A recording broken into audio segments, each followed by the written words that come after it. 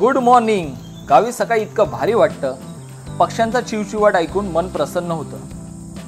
हे कोणते पक्षी आहेत ते मला माहीत नाही. तुम्हाला कोणाला माहीत असेल तर कमेंट करून नक्की सांगा. आई नाश्त्यासाठी भाकरी भाजत आहे आणि पप्पा पाणी भरत आहे.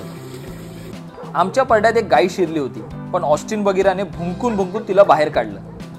आजचा नाश्ता आहे पिठलं भाकर. आईने इतकं टेस्टी बनवलं होतं. आहा.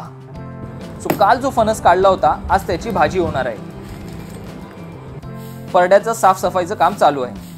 मी आणि जान्हवी दुकानावर आलो आहोत व्हिडिओ अपलोड करायला, कारण इथे नेटवर्क फुल मिळतं.